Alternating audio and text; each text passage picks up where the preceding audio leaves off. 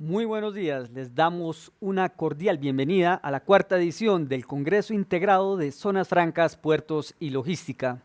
En esta oportunidad buscamos analizar desde una perspectiva público-privada las tendencias mundiales, los desafíos empresariales y las políticas públicas enfocadas en el impacto en la operación logística, las zonas francas y en general el comercio exterior. Los invitamos a enviar sus comentarios y opiniones a través de la cuenta en Twitter Andy Raya el Piso Colombia con el hashtag Logística ZF y Puertos Andy. Les recuerdo, Logística ZF y Puertos Andy. Sin más preámbulos, le damos la palabra al presidente de la Asociación Nacional de Empresarios de Colombia, Andy, Bruce McMaster. Doctor McMaster, tiene usted la palabra. Perfecto. Sí, al señor en control le pido que no me hable tanto porque estoy tratando de hacer la presentación y de concentrarme. Buenos días a todos, bienvenidos a este evento. Buenos días especialmente a las personas que hacen parte de todo este ejercicio de las cámaras de zonas francas, del grupo de logística, del grupo de puertos, de toda la gente que ha venido y que tiene que apoyar y que ha venido apoyando todo el ejercicio de la industria nacional, del comercio, del funcionamiento de la sociedad por tanto tiempo. Hay que decir que venimos en este momento justamente de una época particularmente difícil para todo el sector, una época particularmente compleja, una época donde hemos tenido sin duda alguna un inmenso reto, donde de alguna forma también se ha hecho evidente el papel que cumple el sector frente a la totalidad de la sociedad, donde se ha hecho evidente la importancia estratégica, pero también la importancia vital que tiene el poder funcionar bien, que tiene el poder transportar cosas, que tiene el poder movilizar la economía, que tiene el poder movilizar a las personas. Realmente en pocos momentos como ahora tenemos una conciencia tan grande de realmente cuál es el papel que en una sociedad cumple un sector de esta naturaleza. Y yo hablo de la versión amplia del sector, hablo de la mejor de las posibilidades en términos de imaginarse una definición de un sector que apoya el funcionamiento de la sociedad. Hay que decir que a pesar de que tenemos esta realidad colombiana, eh, durante estos últimos 2 meses, pues son muchas las cosas que están pasando también en el mundo, son muchas las cosas que están pasando en términos de comercio internacional. Por esta razón, la presentación con la cual vamos a arrancar el Congreso el día de hoy, por esta razón, la presentación con la cual vamos a iniciar la conversación, va a tener que ver muchísimo también con la realidad internacional. Quiero darle un saludo muy especial en este momento, antes de iniciar también, a la viceministra de Comercio, Laura Valdivieso, con quien hemos trabajado muy de cerca durante todo este tipo de durante todo este gobierno, pero también durante todo este reto, durante la pandemia, antes de la pandemia, y ahora en la reconfiguración de lo que ha venido presentándose en el mercado internacional. Quiero saludar a Ingrid Díaz, que es la directora de gestión de aduanas de la DIAN. Quiero saludar a Saúl Pineda, quien también como viceministro de Desarrollo Económico cuando estuvo allí nos apoyó y con quien trabajamos profundamente y con quien trabajamos cercanamente. Y que, por supuesto, saludar a los presidentes y directivos de las empresas que nos acompañan hoy en día y a los afiliados a la ANDI, que son parte de todo este ejercicio, a Carolina Herrera, directora de la Cámara Marítima y Portuaria, a Lina Sinisterra, gerente de la seccional Valle del Cauca, quien de alguna forma, seccional que de alguna forma históricamente ha sido la que ha trabajado el tema de logística, con quien hemos conjuntamente desarrollado este evento por mucho tiempo. Además, en varias ocasiones lo hemos desarrollado y lo hemos hecho en Cali. A Edgar Martínez, director de la Cámara de Zonas Francas, a Edgar Higuera, gerente de infraestructura, por supuesto a los medios de comunicación y a todos mis compañeros en la ANDI. Con esto quiero entrar, digamos, en materia para poder hablar un poco de ese reto inmenso que tenemos de reactivación económica y ese reto inmenso que tenemos en términos de la configuración o la nueva configuración del comercio internacional. Voy a pedir que me pongan el segundo slide. Tercer slide. Arranquemos por el contexto internacional. Arranquemos diciendo que en el mundo se ha venido presentando se han venido presentando como dos grandes retos, que yo diría que terminan siendo en realidad tres, pero voy a por lo menos concentrarme en dos para luego configurar el tercero. El primer reto, que es el reto de la reactivación. Sin duda alguna, el golpe tan fuerte que recibió nuestra economía durante el año 2020 hizo que, y digo nuestra economía, digo la colombiana, pero también la economía americana, pero también la economía global, el golpe tan fuerte hizo que todas las economías, las autoridades económicas, las personas que hacen política pública y por supuesto las empresas tuvieran que enfrentar un nuevo reto, y es el reto ya no de operar, el reto ya no de crecer, el reto ya no de inclusive conquistar nuevos mercados, sino el reto de recuperarse. Y esta es una actividad significativamente distinta a la de operar o a la de crecer. Recuperarse parte de la base de que tuvimos un año malo, recuperar parte de la base de que tuvimos una caída y parte de la base de que tuvimos un desaceleramiento. Y esto tiene una gran connotación porque significa que ese gran aparato, que es el aparato productivo, se desaceleró. Y cuando las economías, las comunidades y las operaciones económicas se desaceleran, el ejercicio de volver a generarle nueva dinámica o el ejercicio de volver a recuperar espacios perdidos o el ejercicio de volver a recuperar el optimismo o la capacidad que tienen las empresas de poder reaccionar es diferente al ejercicio de crecer en condiciones en donde probablemente venimos de una situación relativamente virtuosa. Por eso las herramientas de política pública también son distintas. No es lo mismo una herramienta para crecer la economía que una herramienta para cambiar una tendencia que viene decreciente. En este orden de ideas, y yo he hecho pues, mucho énfasis, digamos, como en las distintas economías, cómo se ha venido presentando una relación íntima entre el cierre de la economía propiamente dicho, el efecto de la salud sobre la necesidad, por ejemplo, de confinamiento, sobre la necesidad de cerrar eventualmente la economía y la capacidad que tiene la economía de reaccionar. Y es así como, por ejemplo, en Estados Unidos, que fue quizá la economía más golpeada o la sociedad más golpeada en términos de salud, pero también en términos de víctimas, en términos de víctimas fatales, y de hecho el registro más grande lo sigue teniendo Estados Unidos, se toca un fondo y luego de tocar el fondo ellos deciden en forma, pues yo diría, muy marcada, deciden reactivar la economía. Y es así como ustedes ven y todos sabemos y todos nos dimos cuenta como el primer trimestre del año registró un crecimiento pues importantísimo, superior superior al 6%. Y en este orden de ideas realmente lo que tenemos es un crecimiento que nos permite decir que esa economía realmente logró revertir revertir la capacidad de la misma de producir. Y no solamente de producir, sino también de generar empleo. Y esto fue muy importante porque si ustedes ven lo que sucedió durante este primer trimestre en los Estados Unidos y el segundo trimestre, lo que hemos tenido es una economía que ha presentado indicadores quizá los mejores por muchos años. Y esto termina siendo realmente bueno. Por otra parte, tenemos, digamos, economías que, como decía yo, han estado marcadas por eventualmente las diferentes olas de preocupación en términos de salud, como el caso de la europea. El caso más notorio, por supuesto, es el caso italiano, también el caso, de alguna forma, el caso español también lo ha sido.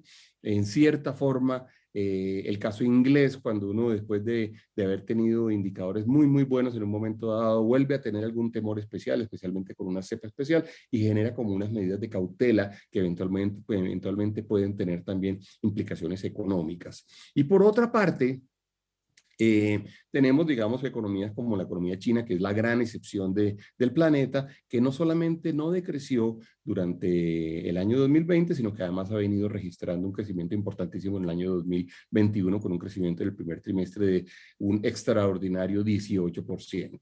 Ahora bien, ¿ha sido identificado realmente o ha sido identificada como la más importante herramienta para poder entonces tratar de mantener la economía abierta y por lo tanto generar educación, pero generar recuperación, perdón, la vacunación? Y la vacunación se ha convertido entonces también en la principal herramienta de recuperación, en la principal herramienta no solamente de contrarrestar la pandemia, sino que por esa misma razón, dado que la contrarresta y dado que genera espacios de mayor tranquilidad entre los habitantes, genera posibilidad de que las economías se recuperen. Por eso es tan importante también que se pueda producir un proceso de vacunación suficientemente rápido en el mundo. Ya la verdad es que hay casi 3.000 millones de dosis que han sido distribuidas en el mundo, dentro de los cuales pues hay unos países que se están recuperando mucho más rápido que otros, y que han tenido una cobertura mucho mayor. Ahí hay un grupo muy destacado, especialmente representado por Estados Unidos, Gran Bretaña, diría yo, está por supuesto Israel también dentro de esos países que han logrado niveles de vacunación súper altos, superiores al 50%. Hay otros grupos que se encuentran en niveles de cerca del 40%, y de América Latina que está en niveles más parecidos al 20%, donde Colombia, por ejemplo, está en este momento en un nivel parecido al 13%. Ahora bien, se han venido despertando cosas interesantes, y aquí voy a confluir en términos de la reconfiguración del comercio internacional.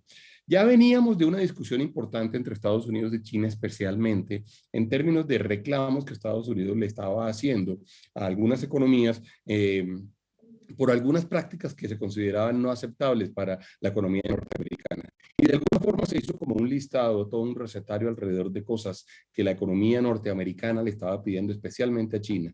Lo que de alguna forma fue interpretado en ese instante como algo representativo de la decisión propia del presidente Trump, y de una decisión de él que aparentemente todo el mundo o mucha gente creía iba a ser eventualmente casi que intuito persona, solamente expresada por él.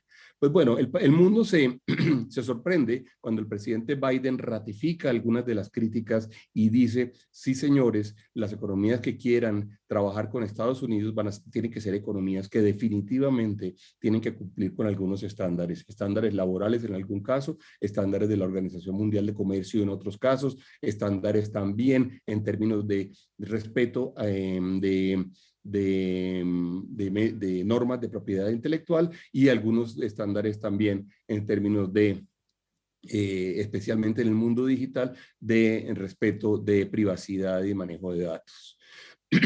Esta ratificación por parte del presidente Biden es de gran importancia, porque de alguna forma sí ratifica también, sí ratifica la idea de que o tenemos unas reglas de juego suficientemente claras para todos, o eventualmente el mundo va a terminar generando realmente una versión menos globalizada y menos libre en términos de comercio internacional de la que teníamos en el pasado. Ahora, ¿significa esto que vamos a tener menor producción? Seguramente no. ¿Significa esto que vamos a tener menor demanda? Seguramente tampoco. Lo que sí va a significar, sin duda alguna, es que se va a reconfigurar la producción y por lo tanto el comercio internacional. Entonces, esa idea de que va a haber una relocalización, de que va a haber una reubicación eventualmente de las grandes cadenas de valor, es una idea que se ha venido fortaleciendo fuertemente. Nos tenemos que acordar, y sobre esto quiero dejarlo en este momento sobre la mesa para que luego lo conversemos, no digo en esta conversación, pero sí durante el año. Hay que acordarnos que además hay algunos elementos especialmente sensibles en este momento en nuestra sociedad. Por ejemplo, prácticas laborales. Y por ejemplo, bueno, yo diría tres temas: prácticas laborales, el tema de manejos de datos, especialmente responsabilidad en términos de manejo de datos, y un tema muy importante que cada vez va a ser más prevalente en la opinión pública mundial, que es el tema de sostenibilidad. Y tengan ustedes, por favor, presente estos tres datos, porque estos tres datos van a terminar siendo determinantes importantes de cómo se reconfigure el planeta. Lo voy a repetir: prácticas laborales, manejos de datos y temas digitales, privacidad, responsabilidad, etcétera, y el tema de sostenibilidad. Y yo me atrevo a apostar que ahí se va a dar la gran reconfiguración a nivel mundial. Con eso dicho, tenemos entonces que pensar para dónde vamos. Y y el sector y los sectores de los cuales estamos hablando hoy en día sí que tienen una injerencia importantísima en términos de que eventualmente se produzca una reconfiguración tanto de comercio internacional y de flujos de productos y de mercancías, como de eventualmente sitios en los cuales se produzcan las cosas.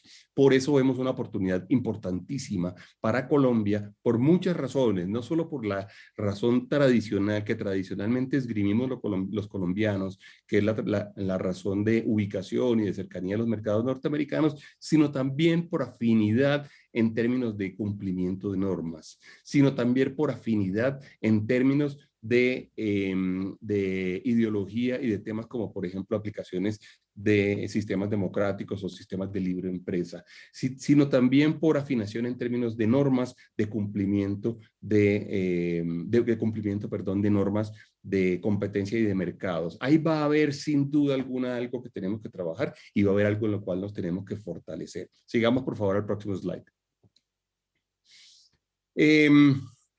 Para terminar con el tema de la vacunación, bueno, ya esto de alguna forma lo mencionaba yo ahorita, fíjense ustedes cómo tenemos, me falta por mencionar Emiratos Árabes Unidos, que también tiene un nivel de vacunación superior al 60%, fíjense ustedes cómo aparece Reino Unido, Chile, Uruguay, Estados Unidos en sí más del 50%, Europa y China en el grupo SD del 30 y del 40%, y América Latina, como les mencionaba, en el grupo del 20%. Adelante.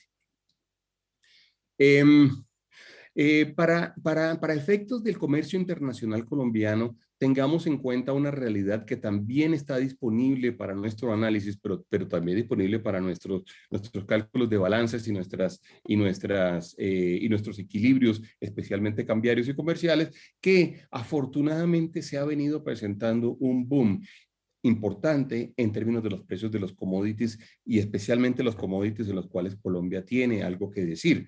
Me refiero al tema del petróleo, que ustedes saben que tocó un piso en algún momento, y aquí tenemos la gráfica del Brent arriba a la izquierda, tocó un piso de $9.1, hoy en día estamos en niveles superiores a $70. El precio internacional del cobre, que también registra un crecimiento importante, sostenido, quizá con una pequeña caída al final del periodo analizado, pero en todo caso muy superior al promedio que traíamos, y esto es importante porque Colombia sin duda alguna ha venido evidenciando posibilidades importantísimas alrededor del cobre.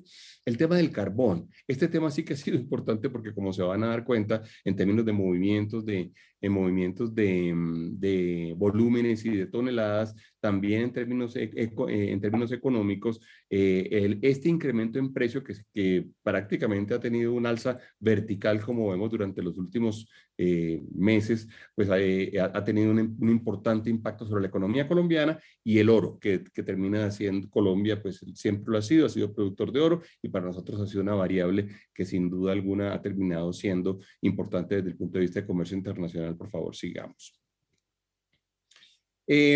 Dicho esto, pues tenemos, digamos, este cuadro, que es un cuadro que algunos de ustedes seguramente conocen, pero es un cuadro en donde yo resalto cómo la economía mundial como un todo efectivamente decreció durante el año 2020,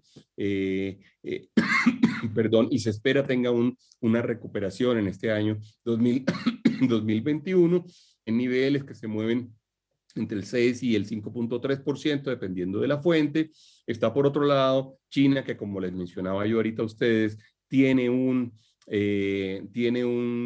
o registró durante el año 2020 quizá la única economía importante que registró un comportamiento positivo, menor que los de los años anteriores, pero definitivamente positivo, y que se espera tenga un registro gigantesco en términos de crecimiento este año, superior al 8%, y el gran perdedor, que es América Latina, donde tenemos un decrecimiento durante el año 2020 de 7% y una recuperación apenas superior al 4% esperada durante este año. Es decir, cuando terminemos este año 2021, no habremos siquiera recuperado el tamaño que teníamos a final del año 2019. Ahí tenemos, fíjense ustedes, el caso de Brasil y el caso de México, y tenemos Colombia, donde tenemos pues una realidad que ha generado inmensa curiosidad, pero también de alguna forma algo de optimismo en términos de cómo las proyecciones de varias entidades que hacen esto profesionalmente, de desarrollo, o algunos centros de pensamiento o analistas internacionales han venido proponiendo y proyectando un crecimiento que eventualmente pueda ser superior al 7% durante este año. Si eso sucediera, pues estaríamos casi que en los niveles equivalentes al año 2019 en este año, lo cual sería una muy buena noticia. Y digo que ha generado curiosidad porque justo la proyección sale en el momento en el cual estamos registrando nosotros ese mayo tan duro en términos de caída de actividad económica relacionada con el paro que se presentó a nivel nacional, pero especialmente en el occidente colombiano. De manera que ahí tenemos esa pregunta, que es una pregunta, quizá la pregunta más importante, más grande para hacer en este instante, alrededor de el crecimiento que se pueda registrar en este año 2021. Sigamos, por favor. Fíjense ustedes cómo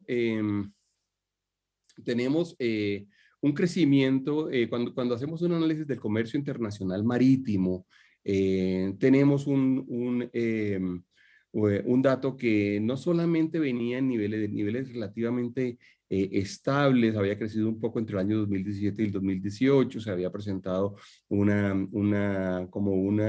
plató, una meseta del año del 2018 al 2019 y tiene una caída, sin duda alguna, en el año 2020. Tenemos una proyección que eventualmente pues, va a tener que ver también con el origen y destino de las cosas que eventualmente vayamos a trabajar. Va a tener que ver con la capacidad que tengamos como planeta realmente de movernos y de mover mercancías de un lado hacia el otro. Es siempre un buen indicador para todos poder mostrar realmente poder mostrar cuál es el nivel de comercio internacional, el nivel de toneladas movidas, porque estas toneladas son las que nos permiten a nosotros realmente poder saber qué tanto se está moviendo el planeta en términos de sus volúmenes. Si quieren, sigamos, por favor, aquí estamos hablando de millones de toneladas. Si uno de alguna forma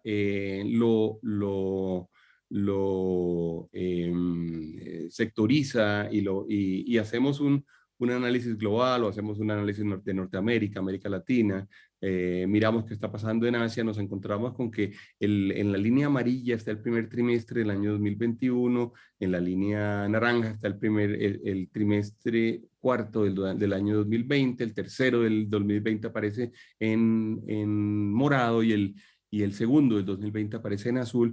Nos damos cuenta cómo, fíjense ustedes, tuvimos una caída importantísima a nivel global durante el primer trimestre, durante el primer trimestre registrado aquí, es decir, el segundo del año 2020, cómo la caída es poco menos grande en el tercer trimestre, el cuarto trimestre ya tiene cifras positivas y el primer trimestre del año 2021 ya tiene definitivamente un crecimiento importante. En esto, en todo caso, Asia mantiene la preponderancia, se comporta y es el gran outlier en términos de volúmenes movidos, pero démonos cuenta cómo América Latina finalmente tiene cifras también positivas, lo mismo que Norteamérica. Y esto es una buena noticia en el sentido de que efectivamente ya se había comenzado a reactivar y tenemos en este momento un proceso de reactivación suficientemente bueno y suficientemente positivo en términos de tendencia. La tendencia sí es una tendencia creciente, es una tendencia menor que la de Asia después de lejos, pero sin duda termina teniendo un dato que nos permite decir que efectivamente América Latina va por lo menos por un buen camino y ojalá podamos hacer esa reactivación.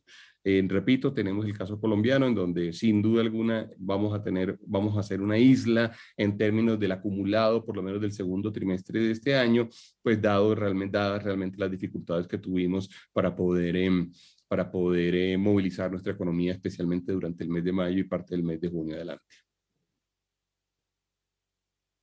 En términos colombianos, sigamos.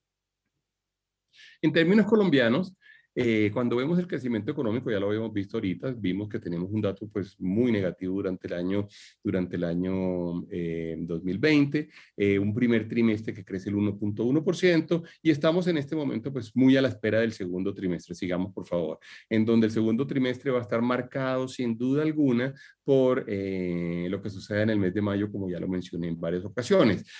Ahora, en todo caso, vale la pena resaltar varias cosas. Y es que para nosotros, y si se dan cuenta, aquí tenemos el dato trimestral. Para nosotros, el del primer trimestre del año, para Colombia, y voy a referirme a la barra del centro, que es donde aparece el mapita de Colombia que habla del PIB total. Para Colombia, voy a crecer un poquito esto en mi pantalla para verlo un poco mejor. Para Colombia, la barra celeste nos muestra ese 1.1% del cual les estaba hablando ahorita, pero fíjense ustedes cómo transporte realmente tiene un decrecimiento importante. Ahí tenemos, digamos, sin duda alguna, una relación muy fuerte relacionada con transporte aéreo. realmente todavía los niveles de logística en términos de movimiento, en términos de transporte aéreo no han logrado un crecimiento importante. Sí ha habido algunos crecimientos en términos, por ejemplo, de producción de industria o en producción de comercio, pero sin duda el indicador de grandes volúmenes movidos todavía no está, digamos, a nuestra disposición y no estamos pudiendo registrarlo. Sigamos, por favor. Y esto significa que nosotros tenemos una economía que ya está reaccionando. Y fíjense ustedes que hay un indicador que produce el DANE, que ellos lo denominan índice de seguimiento económico, y vean ustedes cómo aquí aparece cada uno de los meses de este año, por lo menos los registrados hasta ahora, en donde el último mes es enero, o la última barra es enero-abril, es decir, el acumulado. Y aquí lo vemos por actividades, y vean ustedes cómo las actividades secundarias en donde se incluye pues industria y demás, es una actividad que tuvo un muy buen funcionamiento en el mes de abril, lo que hizo que tuviéramos un indicador relativamente bueno en el acumulado de enero-abril. Pero las terciarias tienen un promedio que todavía está muy marcado por el mes de enero y el mes de febrero que tuvieron datos negativos. Y en la terciaria están todos los ejercicios, todos los servicios, incluyendo los servicios de transporte y los servicios de logística, que de alguna forma nos terminan jalando el indicador hacia abajo y que nos termina generando un registro que todavía, como les mostraba en el cuadro anterior, perdón, es negativo. Yo les diría que seguramente el segundo trimestre, para redondear un poco los comentarios que he venido haciendo alrededor del paro, va a terminar jalando hacia abajo, pero el mes de junio va a ser el mes de la recuperación y seguramente todos ustedes lo han visto en casi todos sus sectores. Cuando uno habla en este momento con la mayoría de las entidades que están involucradas en los sectores de los cuales estamos hablando hoy en día, nos encontramos con que realmente tenemos una recuperación que se está presentando durante este mes de junio, que ojalá logremos concretar lo antes posible, que ojalá logremos nosotros poder materializar y poder mantener de alguna forma en términos constantes en el resto del año. Esa es la oportunidad a la cual tenemos que trabajarle en este instante. Es una oportunidad importante, es una oportunidad, yo diría que única en términos de esa recuperación que tenemos que materializar. Yo quisiera que ok. Yo quisiera que como resultado de esta conversación del día de hoy, ojalá de todo el ejercicio del foro que se estamos llevando a cabo, al final realmente lo que tengamos es una renovación de confianza en lo que nosotros podemos hacer para Colombia. Una muy buena parte de lo que suceda en Colombia durante estos próximos años dependerá de la capacidad que nosotros tengamos realmente de lograr reactivar la economía, y gran parte de ello dependerá a su vez de la capacidad que nosotros tengamos de en este momento volver a creer en nuestro país, de creer en que tenemos oportunidades, de creer que las oportunidades están en nuestras manos, de creer que esas oportunidades, en la medida en que nosotros las logremos concretar, van a convertirse realmente en mayor empleo, en mayor producción, en mayor actividad económica, y en eso nos tenemos que concentrar durante estos días. Sigamos, por favor. Este cuadro, que yo lo presento con alguna frecuencia, es el cuadro donde básicamente nosotros le preguntamos a las personas si, en la línea de lo que estamos hablando hoy en día, si efectivamente digamos, ese grado de confianza y ese grado de compromiso y ese grado de optimismo y ese grado de visualización de oportunidades en nuestra economía, pues está vigente. Lo utilizamos muchísimo para tratar de entender quién está creyendo tanto en la economía como para hacer nuevas inversiones. Y yo diría que aquí vale muchísimo la pena detenerse en la penúltima barra de la derecha, porque esa barra nos muestra el gran efecto que tuvimos en términos de el golpe que la pandemia le dio a nuestra economía. Por primera vez esa barra que ustedes ven ahí, que es la parte amarilla de la barra, que es el del positivo, cuando se le pregunta a la gente si tenía planes de inversión, por primera vez cae a niveles tan bajos. Vean ustedes cómo tenemos una serie larga, una serie importante importante en la cual habíamos tenido siempre niveles del 40, el 50 y hasta el 60% de las compañías que nos decían sí, vamos a realizar inversiones productivas durante este año. Pues bueno, ese dato cayó y por supuesto completamente entendible. A niveles históricamente bajos y cayó a niveles históricamente bajos, pero vean ustedes, con una característica muy importante, y es que no fueron, los proyectos no fueron cancelados, sino los proyectos fueron aplazados. Es decir, el espacio que pierde la barra amarilla lo gana la barra azul o verde que tenemos arriba, y eso significa que la gente al final terminó diciendo, yo no es que no vaya a invertir, sino que no lo voy a hacer este año. Y eso fue absolutamente importante. Esto a mí me trae a colación o me recuerda, digamos, la importancia de que el sector empresarial colombiano siempre haya estado presente en nuestro país. La importancia de que, por ejemplo, los empresarios no se hayan ido de nuestra economía cuando hubo en los años 90, por ejemplo, tantas condiciones tan adversas en términos de orden público o en términos de terrorismo. La gran diferencia entre Colombia y otros países es que el empresariado nunca se ha ido de Colombia.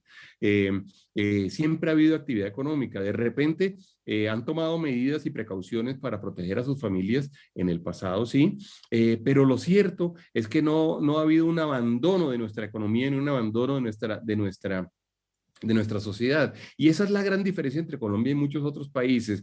Pues fíjense ustedes que pasó lo mismo exactamente durante el año pasado. El consenso fue, no haremos tantas inversiones como creíamos este año, pues solamente vean ustedes 24%, pero las aplazamos, no las cancelamos. De hecho, fíjense ustedes que el no que aparece allí no es un no que sea mayor, sino por el contrario menor que el no de los años anteriores. Y luego el siguiente dato que vale muchísimo la pena, por supuesto, ver, analizar y ser conscientes de ello, es el dato de el año 2021. Fíjense ustedes cómo se produce una recuperación muy importante en este indicador y lo que hay es una ratificación de que sí queremos estar en Colombia. Lo que hay es una ratificación de que queremos ampliar nuestras actividades, nuestras capacidades. Lo que hay es una ratificación de que sí queremos eventualmente poder ampliar y generar nuevas oportunidades. De manera que yo diría que ahí tenemos realmente como el gran resumen de lo que significa realmente para nosotros poder tener un empresariado comprometido y las oportunidades de las cuales estábamos hablando, de las cuales estábamos hablando hay que construir. Ahora, nuevamente, yo creo que el mes pasado fue un mes malo para el ánimo de la gente, pero yo lo que veo es que nosotros hemos venido registrando en nuestro país una capacidad de reaccionar tan fuerte, tan grande, que sin duda alguna podemos hoy en día decir que esperamos que seamos capaces de volver a ratificar la posibilidad de ser el gran motor de la economía colombiana y de tener esa capacidad de generar nuevo empleo. Sigamos adelante, por favor. Adelante, sí, sí, perfecto, perdón, allí. Cuando le preguntamos a los empresarios en qué van a invertir, y en qué tienen sus planes de inversión, fíjense ustedes que una parte muy importante, el 63.6% de ellos nos dice que lo va a hacer en modernización tecnológica, el 33.3% en reposición de equipo, perdón un segundo que aquí se me abrió, listo, perfecto, en reposición de equipo, el 30.3% en ensanche de la planta y pues por supuesto mayores capacidades, el 24%, es decir, una cuarta parte en innovación, en ampliación del mercado interno, el 24.2% también. Es decir, lo que tenemos es muy probablemente una decisión casi que generalizada de poder hacer unos aumentos en productividad, lo cual sin duda alguna significa una muy buena noticia para la economía colombiana. Sigamos. Nosotros durante el paro hicimos unas encuestas alrededor de cuáles eran los efectos del bloqueo y quiero mostrarles algunos resultados de esas encuestas. Cuando le preguntamos, sigamos por favor, cuando les preguntamos si había habido un impacto grande o bastante o mucho y demás, cerca del 83% de los empresarios dijeron que sí habían tenido un gran impacto relacionado con su compañía, relacionado con el paro de los hechos pues, posteriores al 28 de abril y que luego han afectado a su compañía. Cuando les preguntamos si los bloqueos obligaron a un cierre temporal, el 55 o total de alguna de las plantas, el 55.6% nos dijo que sí. Cuando le preguntamos si los bloqueos en vías habían impedido de alguna forma significativa la llegada de personal, el 67.7% nos dijo que sí. Cuando les preguntamos si los bloqueos en vías habían traducido una disminución en producción, el 76% dijo que sí. Cuando les preguntamos si las vías se habían traducido, si los bloqueos habían traducido una disminución en ventas, el 91.2% nos dijo que sí. Si los bloqueos en las vías se habían traducido en escasez de materia prima, el 75% dijo que sí. Y los bloqueos en vías, y si los bloqueos en vías se habían traducido en un aumento en los costos logísticos, el 86.9% dijo que sí. Estos temas nos tocan prácticamente a todos. Es evidente cuál es el efecto sobre la economía. Estamos, de hecho, compilando todos estos datos para inclusive ver si eventualmente podemos tomar acciones alrededor de poder reclamar lo que haya sucedido, pero no hay la menor duda de que el efecto fue un efecto importantísimo en términos de impacto. Sigamos, por favor. Cuando les preguntamos por términos regionales, no hay la menor duda, eso lo sabemos todos, pero fíjense ustedes que tanto pesó el Valle del Cauca, Eje Cafetero Cauca y Nariño. De hecho, en el 54%, 54.5% es Valle del Cauca.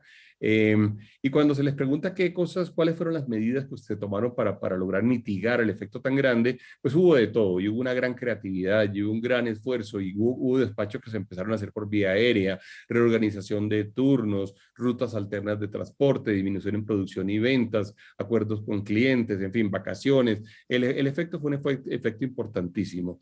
Veamos ahora un poco de exportaciones para ver qué ha venido pasando, especialmente en el año 2020. Adelante, por favor. Y fíjense ustedes que yo les mencionaba a ustedes los commodities de los cuales estábamos hablando. Hablábamos de carbón, hablábamos de petróleo, hablamos también de cobre y de oro, pero fíjense ustedes cómo efectivamente ha habido un par de sectores que en el año pasado decrecieron, que seguramente este año va a tener un crecimiento importante, como es el caso del carbón.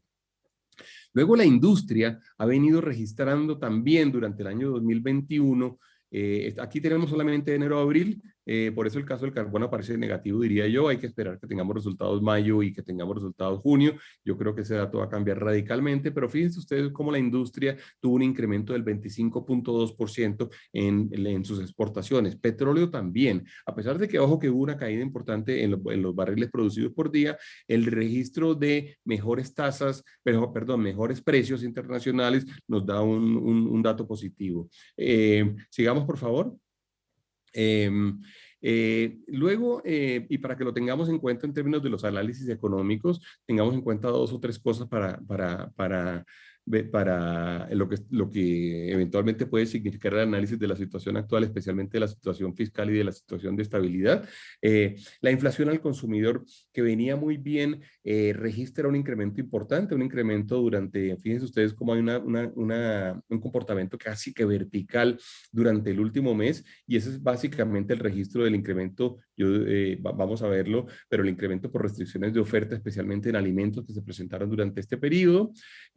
Adelante. Y desde el punto de vista fiscal propiamente dicho, tenemos esta realidad, que es la realidad que nos conduce a la necesidad de, sin duda alguna, tener una reforma tributaria. Nosotros sobre esto no tenemos la menor duda.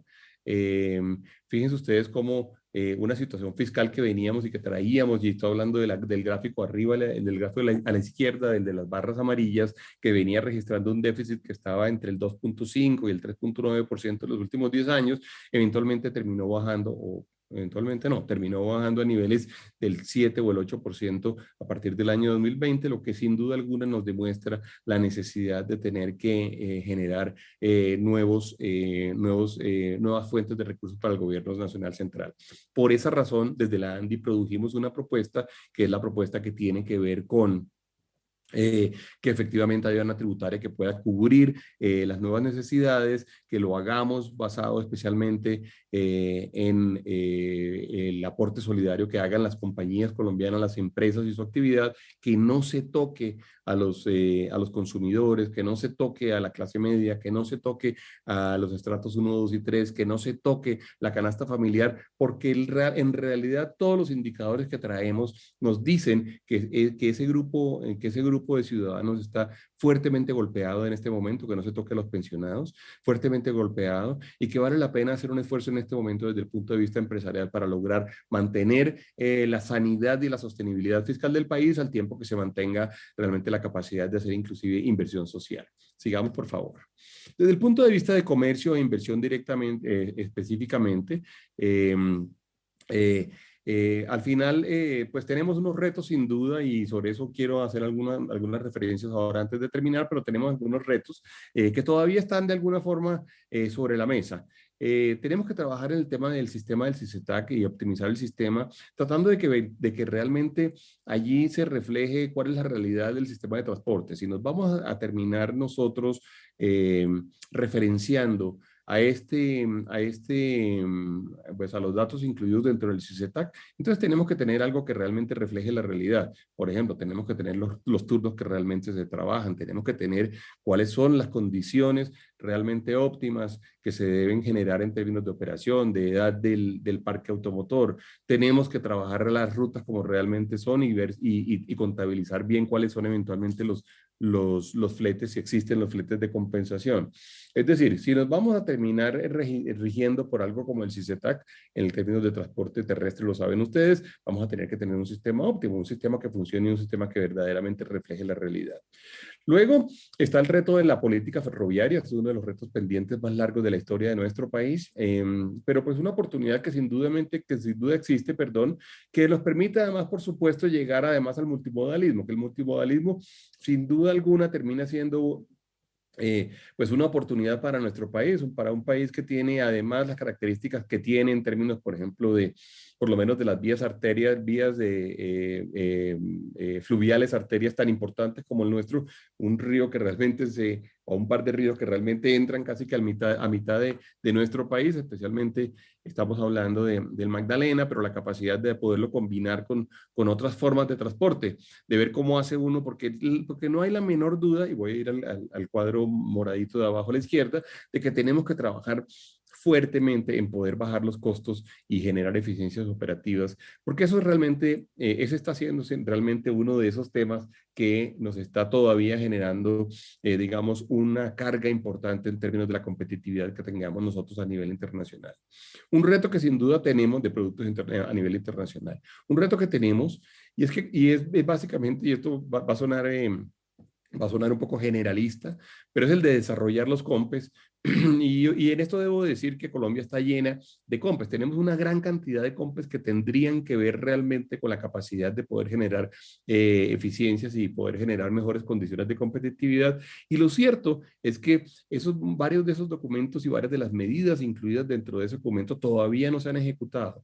Y en esto básicamente nosotros lo que estamos diciendo es, si tenemos eso sobre la mesa, dediquémonos a desarrollarlo al 100% y a sacarlos adelante. Aparecen algunos temas, digamos, muy interesantes también para ser desarrollados, como las tecnologías de bitrenes y de vehículos combinados de carga que sin duda alguna nos pueden ayudar a generar mejores condiciones desde el punto de vista de competitividad.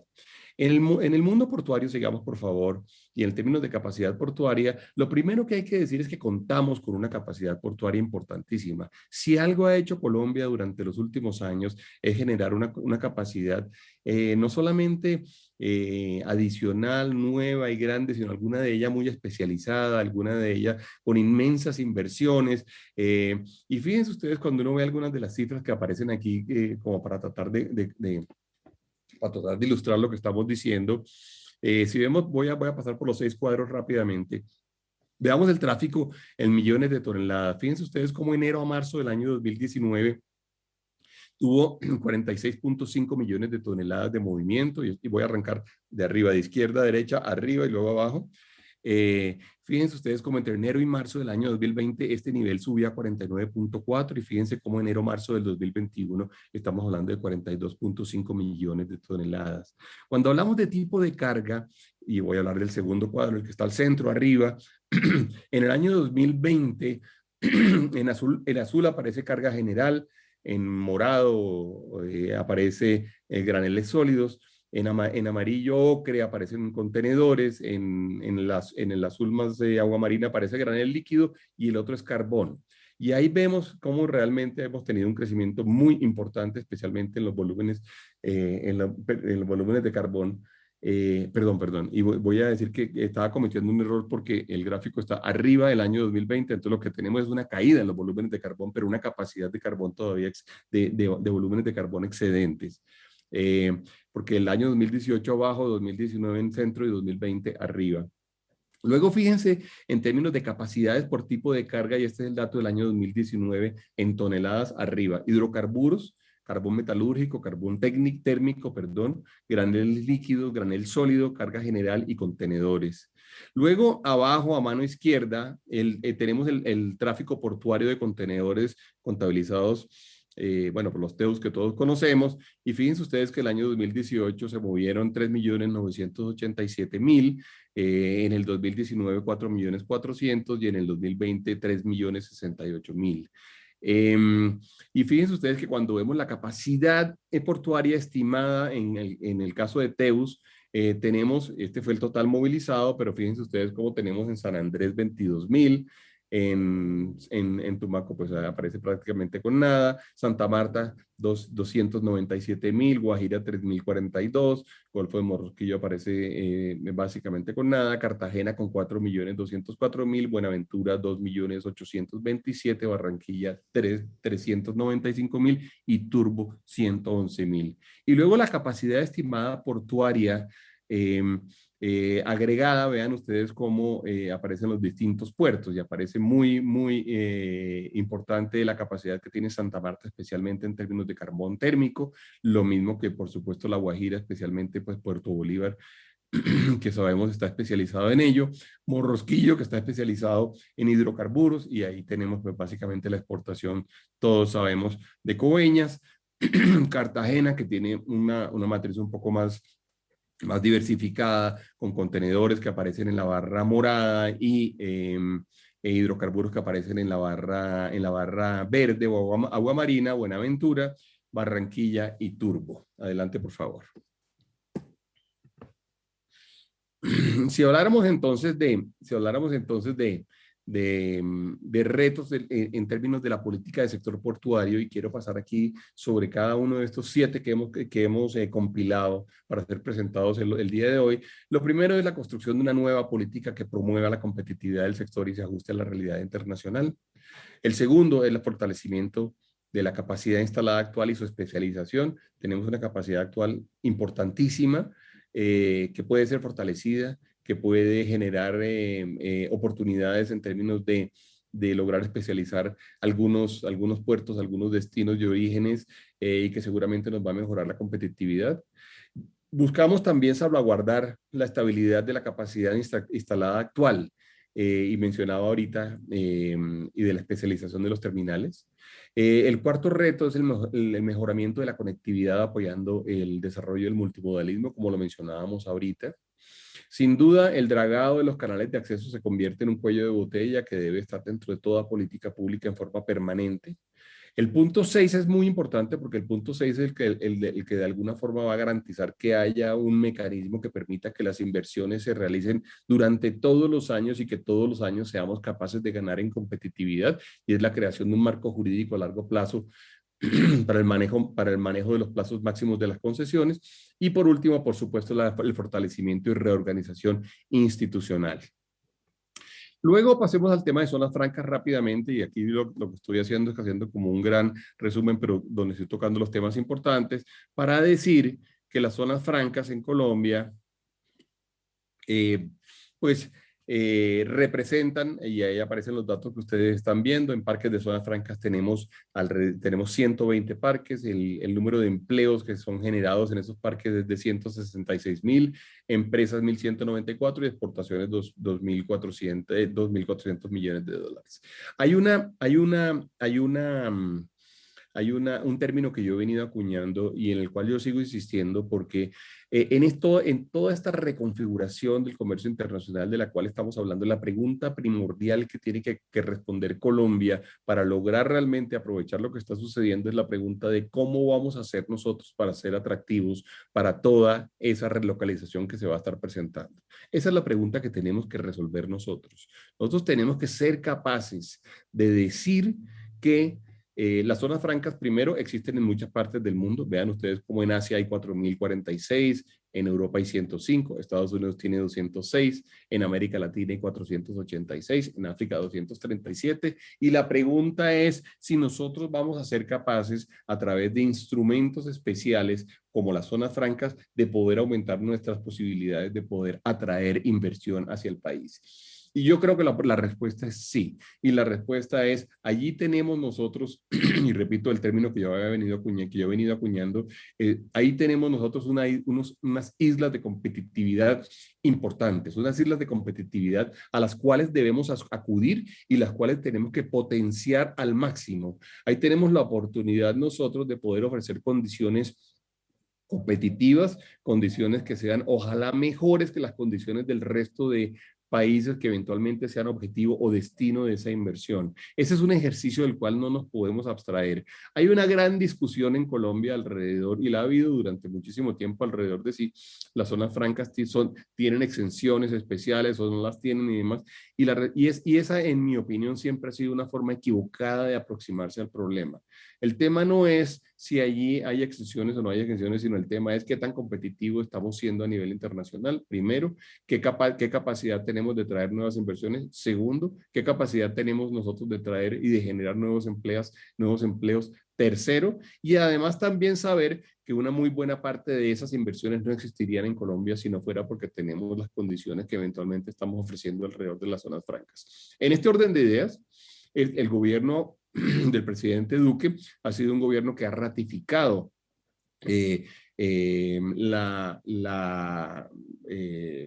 su acuerdo y ha apoyado el régimen de zonas francas y ha dicho, estoy de acuerdo, sé de su valor, sé de la capacidad que tiene de generarle valor a nuestra economía y inclusive pues ha generado el régimen y versiones nuevas del régimen que nos permite ratificar esa decisión. Sin embargo, es una discusión que está, en mi opinión, demasiado presente en términos de algunos economistas que han decidido criticarlas. ¿Y por qué digo que demasiado presente? Porque sin darse cuenta, probablemente los economistas generan dudas, generan sensación de inestabilidad jurídica que no es necesaria, que no deberíamos tenerla en Colombia, que no deberíamos tenerla en nuestro país. Esa es una conversación que tenemos que superar porque tenemos que entender que además, si nos la jugamos por ese instrumento, lo único inteligente realmente es fortalecerlo. Si nos la jugamos por ese instrumento, lo único inteligente es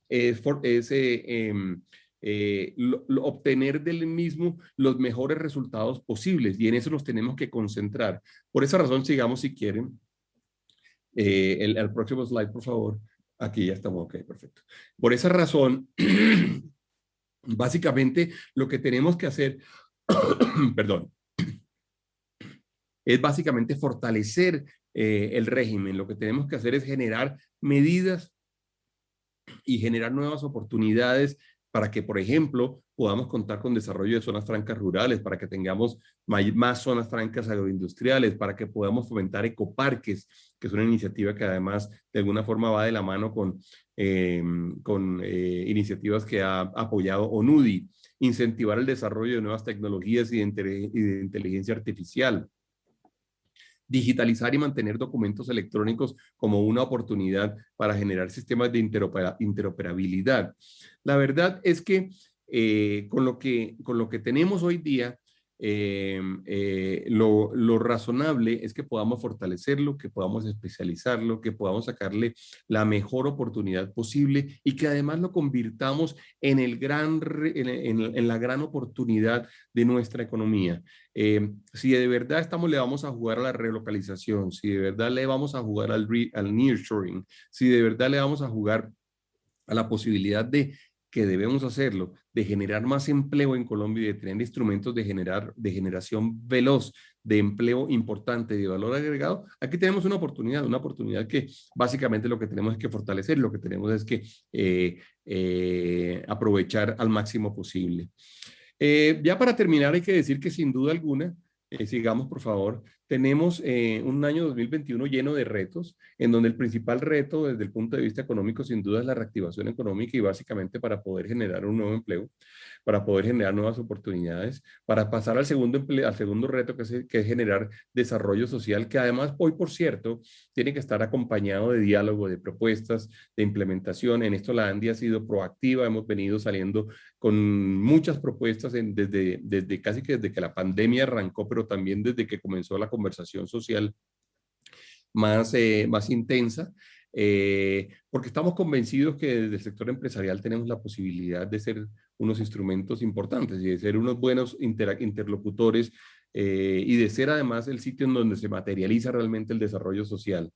Luego nos tenemos que concentrar en sí en atender las necesidades inmediatas, pero no podemos perder la perspectiva de mediano plazo. Hay cosas que hay que hacer hoy en día, pero no podemos perder la perspectiva de largo plazo. Y aquí, por ejemplo, me voy a referir a discusiones como las que se dieron en el Congreso durante los últimos días, alrededor, por ejemplo, de la necesidad de generar condiciones para que el empleo sea más competitivo en Colombia. Es equivocado por querer eventualmente generar eh, un favor eventualmente político o una popularidad política relacionada, por ejemplo, con las próximas elecciones, tomar medidas que no creen empleo, tomar medidas que no generen mejores condiciones para el empleo. Ese error que se cometió durante la última semana de la legislatura en términos de la jornada laboral, no lo podemos repetir. Tenemos que verdaderamente entender lo que, cómo se nos viene el mediano plazo y para poder tener un mejor mediano plazo tenemos que construir oportunidades. Tenemos que adaptarnos a esta nueva realidad con ideas, con creatividad. Tenemos que transformar digitalmente a nuestro país y tenemos que trabajar en internacionalizarnos y en generar una política internacional. En esto hay que decir, el gobierno nacional tiene una misión que está trabajando y está ya a punto de presentar resultados finales, de la cual pues he tenido el honor de ser parte durante todos estos meses, que es la misión de internacionalización, donde se están produciendo buenas ideas y donde se está produciendo además, yo diría, alguna oportunidad importante para poder desde el punto de vista de nuestra normatividad, de nuestra política y de nuestra estrategia ser cada vez más interesantes para ese destino de inversión y para la relocalización. Yo con eso termino la presentación. Espero que eh, todo el encuentro que tengamos alrededor del foro sea potente. Laura, además nuestro reconocimiento, yo siempre lo hago porque además en Laura hemos tenido el más valioso aliado eh, el más valioso aliado que hayamos podido tener en términos del gobierno. Hemos hecho una gran cantidad de cosas gracias a la gestión que tú has desarrollado. De verdad que el sector industrial te tiene que decir a boca llena que realmente hacia ti tenemos un inmenso agradecimiento y un gran reconocimiento por la labor que has desarrollado. De manera que me complace muchísimo que estés acá, me complace muchísimo que estés acompañándonos el día de hoy y que además vayas a intervenir. Muchas gracias. Gracias a todos.